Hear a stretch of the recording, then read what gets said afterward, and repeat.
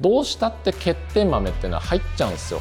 手で取り除くっていうことをやってるから、うちのコーヒーはやっぱり美味しい。今の俺らの規模になるとどうしてもそれは難しくなっちゃうんですよ。人をいっぱい使ってハンドソーティングすればいいじゃんって思うけど、そうするとやっぱ人件費がものすごくかかっちゃうから、そのお金って誰が負担するのってなったらやっぱ消費者のお客様になっちゃうわけだから、こういうマシンを導入してそこの人件費を限りなく下げて、出た利益をこういう設備投資に使おう。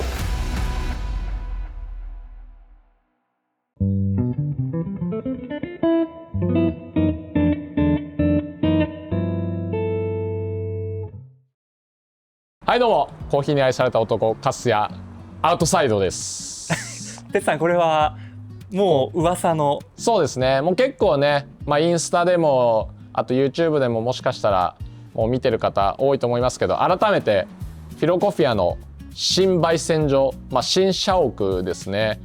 もうこれ見よがしにやっちゃって別にここ俺らの持ち物ではなくて賃貸なんですけど、焙煎場がこちらになります。この奥に焙煎所があるんで、ちょっと今日は焙煎所ツアーをしてみたいなと思います。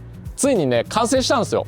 今までも、ずっと稼働はしてたんだけど、日本初導入となるソブダっていうソーティングマシンも稼働したので、その辺も見せていきたいなと思います。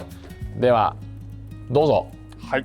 実はこんなところにちゃんとマットも、ここもなんかすごい綺麗になりましたよね。なった。はい。ちょっと今ここが、YouTube の今撮影もしてるんだけど、商談ルームですね。なのでクライアントさんとか、あと営業に来た方とかは基本ここで商談をします。あと社内のミーティングとかもここでやったりで、こっちがクオリティコントロールの場所ですね。ここで結構さくらとか今もやってるけど、カッピングしたり、あとブリュワーズとかのトレーニングもここで夜な夜なやってます。あと結構テレビの撮影もここですること多いですね。もうここに来てから何回ぐらいテレビ来てんだろうね。だいぶ来てるよね。もう今月1ペースで撮影が入ってるぐらいここは使われてます。昨日そこでキャンプしたんですよデイキャンプみたいな。こうなんか芝生になってるんですね。そう将来的に隣もフィロコフィアのカフェにしようかなって。今はこのリントスカフェさんっていうのがやってたんです。で今もやってなくて、でこっちの建物も同じ会社さんの持ち物で、ちょっとねここが広すぎるんですよ。100坪ぐらいあるカフェでちょっとうちがやろうと思うと結構内装を変えたりするのにお金がかかるから、ちょっと今待ってくださいって言ってる。でここにもオリーブの木があったんですけど、ちょっとそこは取ってもらって、でちょっとねここ芝生、人工芝じゃなくて本当の芝にして花を植えたいなってちょっと今構想中。生産地とか行くと結構そういう場所が多くて、なのでそういう空気感を感じ取れるように、でこっちは少し駐車場にしたいなとは思ってるんですけど、ここもいつかフィロコフィアにしたいなと思ってます。なので千葉のコーヒーの聖地をここにしようかなと。じゃあちょっと焙煎所の方に戻っていきたいと思います。でここはさっき言った通りクオリティチェックの場所で、ちなみに2階がオフィスになってます。たまに前撮影したよね。してましたね。10万人達成記念みたいな、やってましたね。あと佐藤さんと撮影されてる時も多分上で撮られてましたよね。2階で撮ってますね。どうする2階は別にもういいよね。はい。今度ねインテリアデザイナーさんに依頼かけてるからちゃんとしたオフィスになりますすごいねはい、そこもしっかりで、こっちが弊社の心臓部になります。ちょっと初めてですねこれは。そうだよね。初公開。私も初めてです。これ植は松くん初だね。そうですね。もうちゃんとなんかね、皆さんロッカーもあるらしいんですよ。本当だ。うおー多分だけど俺のはないですね。はい、ないですね。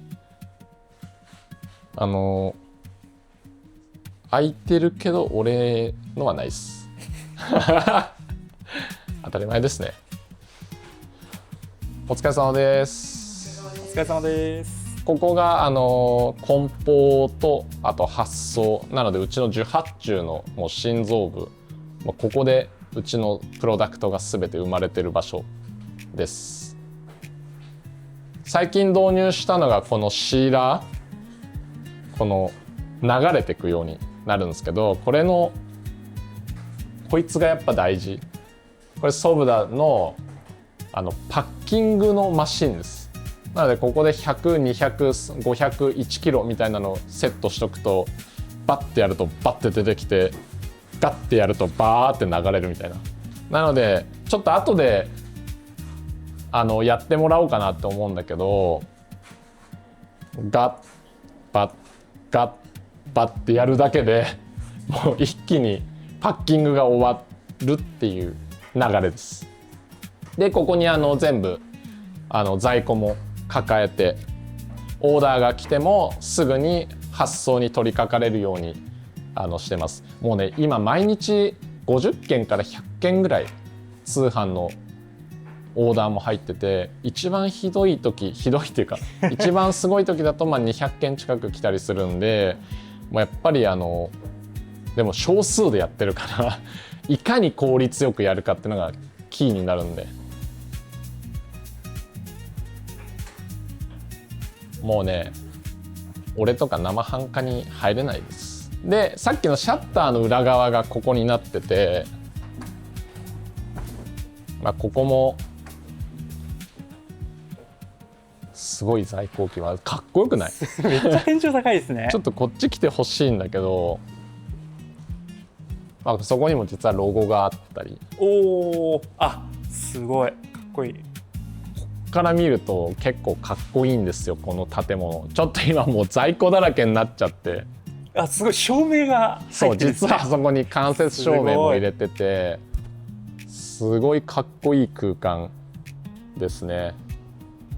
でももうやっぱ在庫でパンパンなので、隣のカフェエリアの半分ぐらいはあっちも在庫置き場に使って、ここはもう少しやっぱ綺麗にしたいなとは思ってる感じですね。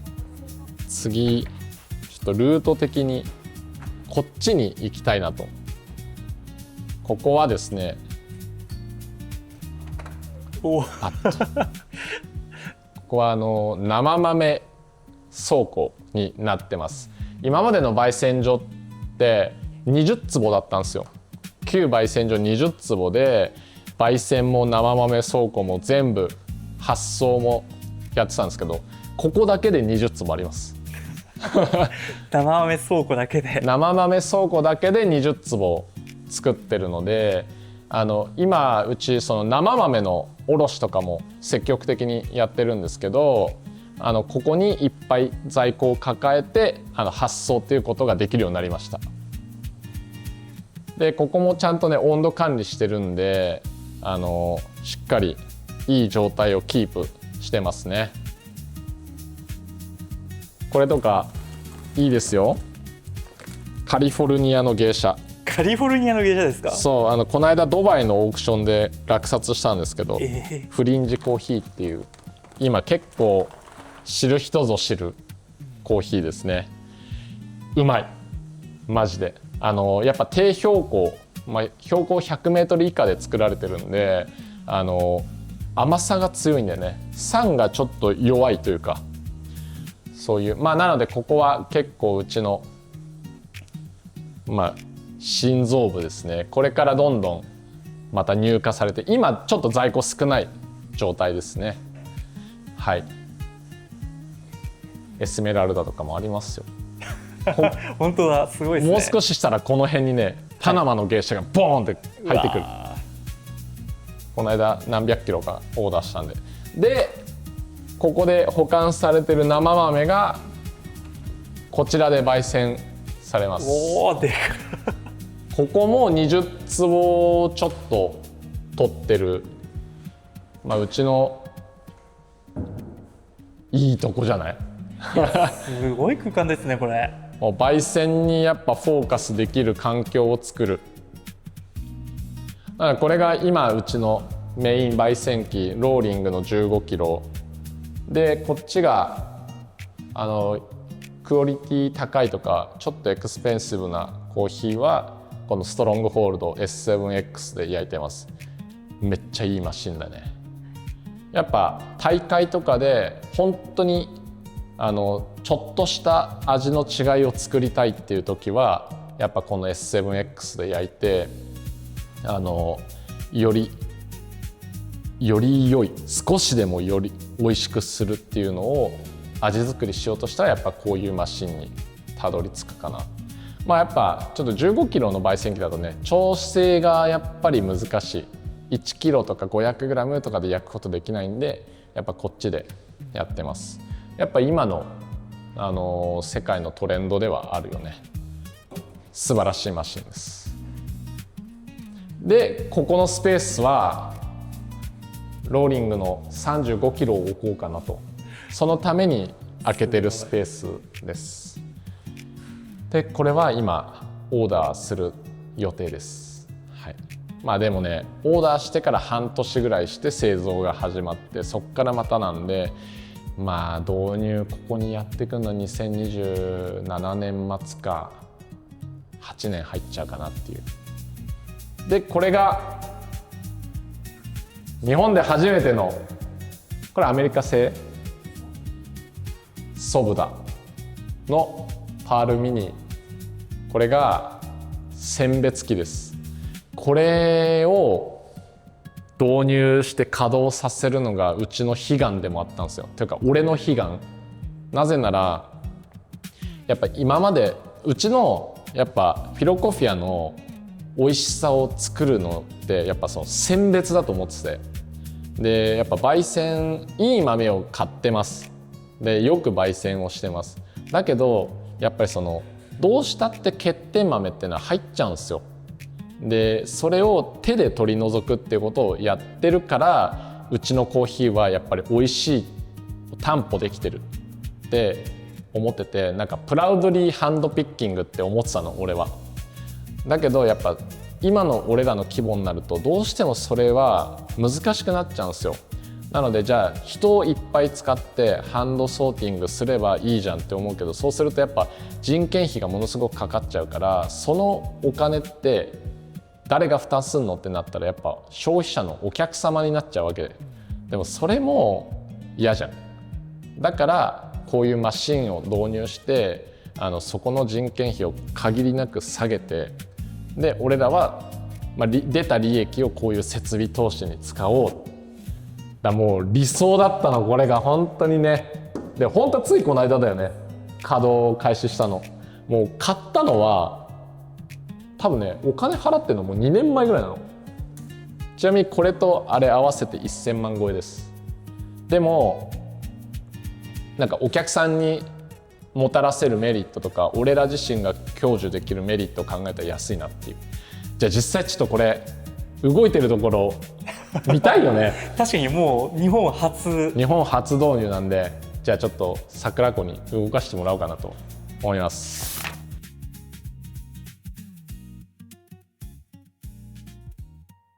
じゃあこれ電源は今ここのボタンを押した状態で、こっちは緊急用のボタンになってます。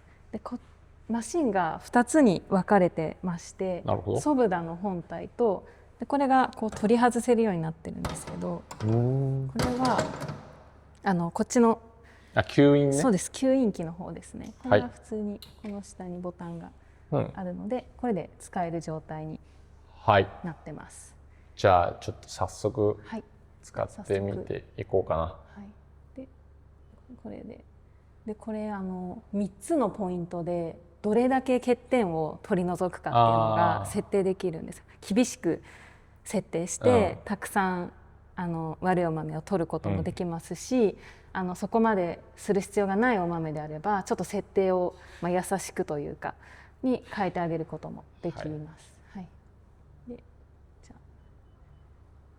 これは今何の豆をやる？こちらは014番のブレンドのお豆なんですけど、じゃあこれをじゃあやっていきます。これ何キロ？これで8キロ 8.5 ぐらい入ってますね。じゃあ8キロの豆をね、もう手で取ったら、はい、やっぱ30分ぐらいかかるよね。かかりますね。はい。それがこれだと一緒なんで。そうです。いきましょう。はい、入れます。でここからきれいなお豆が出てくるのでこんな感じでじゃあいきますね。はい。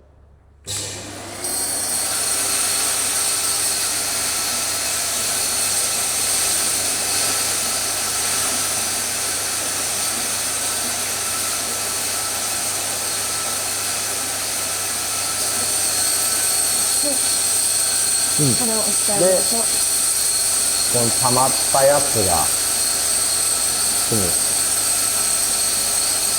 これ今多分整列させてるところなんでね。ちゃんと悪い豆を取るためにここ64列ぐらいあるんだよね。そうです。これって今使ってる間に開けても大丈夫？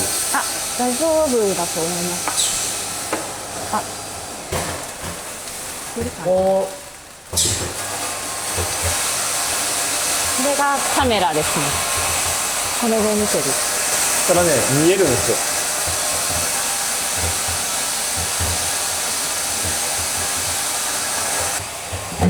そこからバーって落ちてて、でいい豆がこっちで悪い豆がこっちにどんどんバーって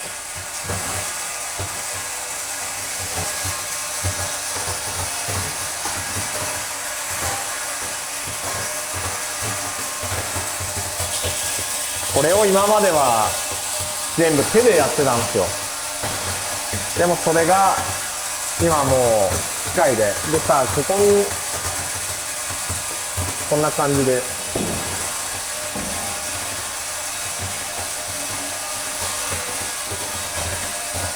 今これがカメラでこんな感じで見てますよっていうイメージです。いや、すごいよ。なので俺らはこのクオリティを上げるための選別に人件費をかけずに、その浮いた人件費を、より良い、より短いリーディングタイムに使ったり、よりなんか品質の高い梱包発送とか、あとお客様対応に使うことができるから、お客様満足度を高めつつ利益をしっかりと出せる体制を作って、またさらにいいものに設備を投資するっていう、誰も損してない。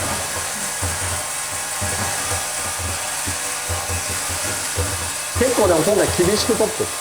今ちょっと厳しくしてみました。でもこんなもん、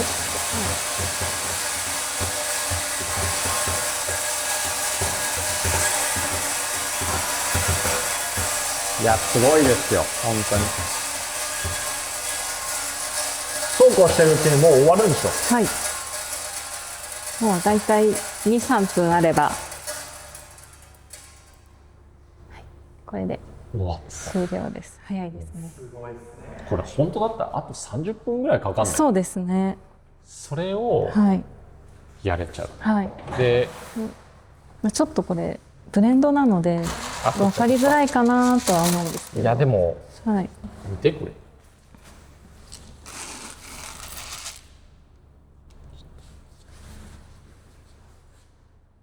こっちの方がだいぶ色が薄い。違いますね。なので結構未熟豆って入りやすいんですよ。特にブレンドだとね。そうですね。そこまでいいクオリティのものを使ってない。もちろんスペシャルティグレードなんだけど、なんでこういうのを入らなくすることでブレンドだけどしっかり美味しい味が作れると。で、これをじゃあ梱包梱包の方はまた別で、じゃあちょっと見ていこうかな、はい、あれが水分値測れるもの、密度測れるもの、活性水分値測れるものとか、やっぱりなんか利益を出す、それは人件費を高く払うことプラス設備に投資するための、ちょっとじゃあ渡辺、これ使い方見せてもらってもいいですか？もちろんです。じゃあどの豆でいく？ 423の OK。 これ8キロね。そうです。 OK。 じゃあちょっとこれ梱包していってください。はい、まず豆を入れます。これね、ちなみに俺初めて見ますで、一応ここにグラム計があるので、あるんだ。はい、入れるとおお。今何グラム入ってるかなるほどね。出ます。でこれをで、こちらのソルダと同じで、うん、ここにあるんだ。吸引するの、うんうんうん、ここと同じですね。と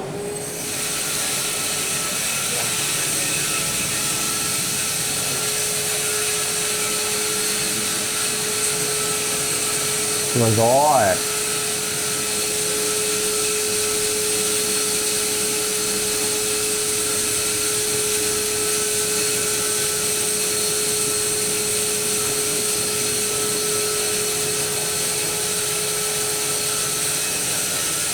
で、じゃあここで100、200、500、1キログラム数をね選んで、で選んで、今回は100でやる。100で、はい。で今上に溜まってるんですけど、このスタートとここにこのグラムが溜まってくれる場所がある。あ、ここに入れるんだ。なるほどね。100グラム溜まりましたら、パッケージを。あ、今あれか、銘柄とグラム数を確認して。で、このペダルを。あ、下にペダルがある。踏むと測ったグラムが入ります。やば。で、このままシェアに。あ、じゃあちょっといつも通りやってみて。はい。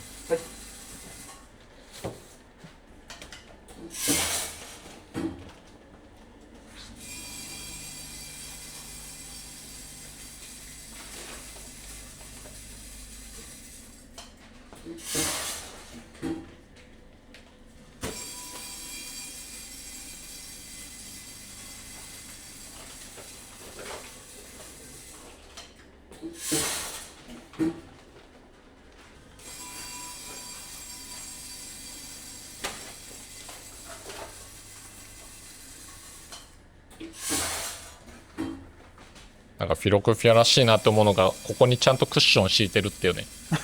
さすが。なんかこういう細やかな配慮ができる、まあ、ただの自画自賛になっちゃったけど今。いやでもなんか俺がここにいたらこんなことできないと思う。いやーすごいなやっぱ。これさ、手でやってた時に比べたらやっぱめっちゃ早いよね。めっちゃ早いです。この100とかやるの大変だもんね。大変です。あ、いいよ、全然やってて。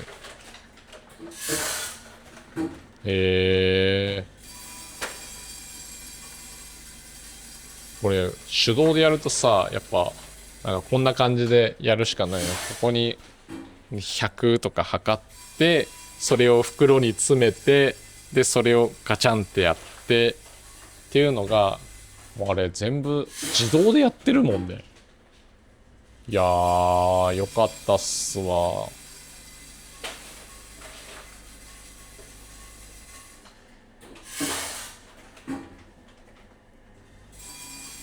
すごっ。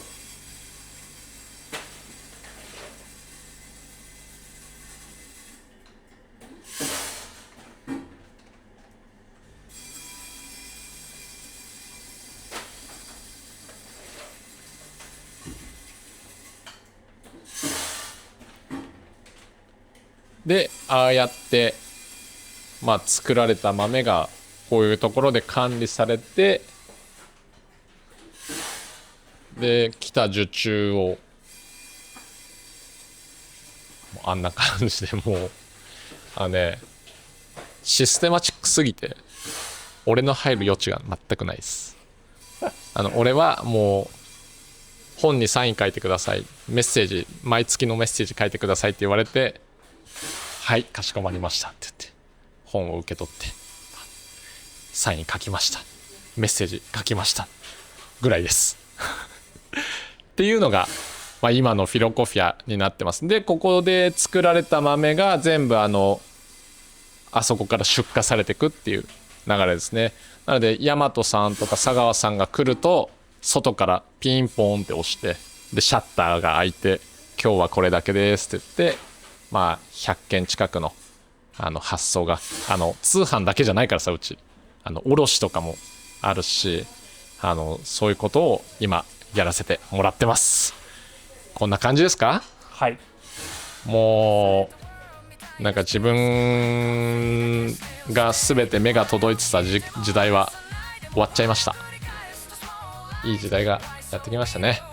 というわけで皆さん、フィロコフィアは盤石の体制で皆様のオーダーをお待ちしておりますので、いつでもご注文お待ちしております。では今日はそんなところでお疲れ様です。メンバーシップ始めてます。コーヒーに愛された男の舞台裏と称してメンバー限定のライブ配信だったり投稿だったり、そこでしか見れない聞けない俺のぼやきだったり、そういうのもどんどん配信してますので、ぜひご入会ください。でメンバーシップの人たちにはですね、これから俺が検証に使った器具とかも販売していこうかななんて考えてますんで、ぜひ皆さん舞台裏覗きに来てください。